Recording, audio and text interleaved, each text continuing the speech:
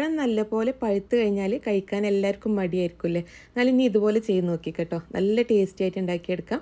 നമുക്കിത് എണ്ണയിലൊന്നും fry ചെയ്തെടുക്കാതെ healthy ആയിട്ട് ഉണ്ടാക്കിയെടുക്കാം കേട്ടോ. പിന്നെ കൂടുതൽ അളവിലൊക്കെ പഴം ഉണ്ടെന്നുണ്ടെങ്കിൽ നമുക്കിത് ഉണ്ടാക്കിയിട്ട് ഫ്രീസ് ചെയ്ത് വെക്കാനും പറ്റും. അപ്പോൾ നമുക്കിത് എങ്ങനെ ഉണ്ടാക്കിയെടുക്കുന്നത് നോക്കാം. വേണ്ടിയിട്ടാ ഞാനിവിടെ 4 നേന്ത്രപ്പഴമായിട്ട് എടുത്തിട്ടുള്ളത്. നേന്ത്രപ്പഴത്തിൻ്റെ തൊലി കളഞ്ഞിട്ട് ചെറിയ പീസായിട്ട് കട്ട് ചെയ്തെടുത്തിട്ടുണ്ട്. ഇനി നമുക്ക് മിക്സിയിൽ ചെറിയ ജാറിലിട്ടിട്ട് നന്നായിട്ട് അരച്ച് പേസ്റ്റ് ആക്കി എടുക്കാം കേട്ടോ. ഇതിൽ നമ്മൾ വെള്ളമൊന്നും ചേർത്ത് കൊടുക്കരുത്. വെള്ളമൊന്നും ചേർക്കാതെ നല്ല പേസ്റ്റ് ആക്കിയിട്ട് അരച്ചെടുക്കുക. അപ്പോൾ ഞാനിത് 2 പ്രാവശ്യമായിട്ടാണ് അത് അരച്ചെടുത്തിട്ടുള്ളത്. അപ്പോൾ ഈ ഒരു അരച്ചെടുത്തിട്ടുള്ള പഴത്തിൻ്റെ പേസ്റ്റ് ഇതാ ഒരു ബൗളിലേക്ക് മാറ്റി കൊടുത്തിട്ടുണ്ട്. ഇതാ ഒരു പാൻ ചൂടാൻ വെച്ചിട്ടുണ്ട്. അതിലേക്ക് 1 ടീസ്പൂൺ നെയ്യ് ചേർത്ത് കൊടുക്കുകയാണ്. നെയ്യ് ഒന്ന് ചൂടായിട്ട് വരുമ്പോൾ ഒരു 2 ടേബിൾ സ്പൂൺ കാഷ്യൂനട്ട് ചേർത്ത് കൊടുക്കുകയാണ്. കാഷ്യൂനട്ട് ഒന്ന് ഫ്രൈ ആയിട്ട് വരുമ്പോൾ 2 ടേബിൾ സ്പൂൺ റൈസിൻസും കൂടെ ചേർത്ത് കൊടുത്തിട്ടുണ്ട്. ഇനി ഇത് നന്നായിട്ട് ഫ്രൈ ആയ ശേഷം ഇതിലേക്ക് ഒരു 1/2 കപ്പ് തേങ്ങ ചെറിയതും കൂടെ ചേർത്ത് കൊടുക്കുകയാണ്. എന്നിട്ട് 1 മിനിറ്റ് ഒന്ന് ഫ്രൈ ആക്കി എടുക്കുക കേട്ടോ. ഇതിലേക്ക് മധുരത്തിന് വേണ്ടിയിട്ടുള്ള പഞ്ചസാര ചേർത്ത് കൊടുക്കാം. പഞ്ചസാര താല്പര്യം ഇല്ലാത്തവർക്ക് ശർക്കര ചേർത്ത് കൊടുക്കുകയും ചെയ്യാം കേട്ടോ. ഇതിലേക്ക് ഫ്ലേവറിന് വേണ്ടിയിട്ട് ഒരു 1/2 ടീസ്പൂൺ ഏലക്കാപ്പൊടിയും കൂടെ ചേർത്ത് കൊടുത്തിട്ട് നന്നായി മിക്സ് ചെയ്ത ശേഷം ഫ്ലെയിം ഓഫ് ചെയ്തിട്ടുണ്ട്. ഇനി ഇതാ വേറൊരു പാൻ ചൂടാൻ വെച്ചിട്ടുണ്ട്. അതിലേക്ക് 1 ടേബിൾ സ്പൂൺ നെയ്യ് ചേർത്ത് കൊടുക്കണം.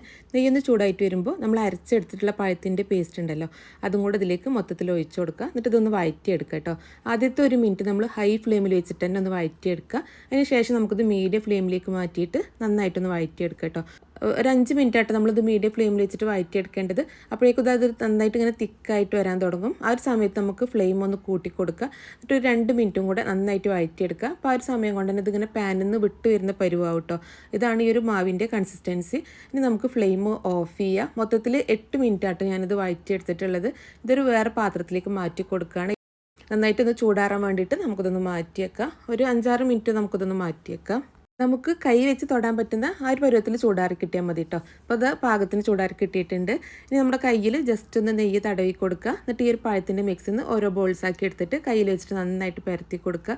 ഇതിനകത്തേക്ക് നമുക്ക് ഫില്ലിങ് വെച്ച് കൊടുക്കാം. നമ്മുടെ തേങ്ങൻ്റെ മിക്സ് ഉണ്ടല്ലോ, അതും കൂടെ വെച്ച് കൊടുത്തിട്ട് നന്നായിട്ടൊന്ന് റോൾ ചെയ്തെടുക്കാം. അപ്പോൾ ഇതുപോലെ ഉന്നക്കായ ഇങ്ങനെ ഉണ്ടാക്കിയെടുക്കുകയാണെങ്കിൽ എളുപ്പത്തിൽ ഉണ്ടാക്കിയെടുക്കാം കേട്ടോ. നല്ല ടേസ്റ്റാണ്. ഇങ്ങനെ വഴറ്റിയെടുത്തിട്ട് ഉന്നക്കായ ഉണ്ടാക്കിയെടുത്താൽ നല്ല ടേസ്റ്റാട്ടോ കഴിക്കാൻ വേണ്ടിയിട്ട്. ഇങ്ങനെ നമുക്ക് മൊത്തത്തിൽ എല്ലാം ചെയ്തെടുക്കുക.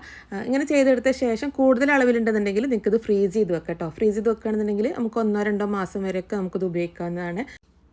ഇനി ഞാൻ ഈ ഉന്നക്കായ എയർ ഫ്രയറിലാട്ടോ ഫ്രൈ ചെയ്തെടുക്കുന്നത്. എയർ ഫ്രയറിൽ നമ്മൾ ഫ്രൈ ചെയ്തെടുക്കുകയാണെന്നുണ്ടെങ്കിൽ ഒരു തുള്ളി പോലും എണ്ണ ഉപയോഗിക്കേണ്ട ആവശ്യമില്ല. അപ്പോൾ ഇത് എയർ ഫ്രയറിൽ ഉന്നക്കായ വെച്ച് കൊടുത്തിട്ടുണ്ട്. ഇനി ഇത് 180 ഡിഗ്രിയിൽ 15 മിനിറ്റ് ആട്ടോ ഉന്നക്കായ ഫ്രൈ ചെയ്തെടുക്കുന്നത്. നല്ല ടേസ്റ്റാണ് കേട്ടോ ഇതുപോലെ എയർ ഫ്രയറിൽ ഫ്രൈ ചെയ്തെടുത്ത് ഉന്നക്കായ കഴിക്കാൻ വേണ്ടിയിട്ട്. നമ്മൾ ഈ ഒരു പഴം വഴറ്റിയെടുക്കുന്നതുകൊണ്ട് തന്നെ നല്ല ടേസ്റ്റാണ് കഴിക്കാൻ വേണ്ടിയിട്ട്. നിങ്ങളൊരു പ്രാവശ്യമെങ്കിലും ട്രൈ ചെയ്യണം കേട്ടോ. എയർ ഫ്രയർ ഇല്ലാത്തവർക്ക് പാനിൽ ജസ്റ്റ് 1 ടീസ്പൂൺ നെയ്യൊന്ന് ഒഴിച്ചു കൊടുത്ത ശേഷം നമുക്ക് തിരിച്ചും മറിച്ചു വിട്ടുകൊണ്ട് ഫ്രൈ ചെയ്തെടുത്താലും മതി കേട്ടോ. അങ്ങനെ കഴിക്കാൻ നല്ല ടേസ്റ്റാണ്. നമ്മൾ ഓയിലിൽ മുക്കി പൊരിച്ചെടുക്കേണ്ട ആവശ്യമൊന്നുമില്ല കേട്ടോ. കാരണം ഈ ഒരു പഴം നമ്മൾ വഴറ്റിയെടുത്തുകൊണ്ട് തന്നെ ഇങ്ങനെ കഴിക്കാൻ നല്ല ടേസ്റ്റാണ് കേട്ടോ. ഇനി പഴമൊക്കെ ഇതുപോലെ കൂടുതലായിട്ട് പഴുത്ത സമയത്ത് ഇതുപോലെ ഉണ്ടാക്കിയിട്ട് നമുക്ക് ഫ്രീസ് ചെയ്ത് വെക്കാവുന്നേ ഉള്ളൂ. അപ്പോൾ നമ്മളുടെ ഉന്നക്കായ റെഡി ആയിട്ടുണ്ട്. നല്ല ടേസ്റ്റ് ആയിട്ടുള്ള ഉന്നക്കായാണ്. ഒരു പ്രാവശ്യങ്ങൾ ട്രൈ ചെയ്ത് നോക്കുക. ഫീഡ്ബാക്ക് അറിയിക്കാൻ മറക്കരുത്. താങ്ക്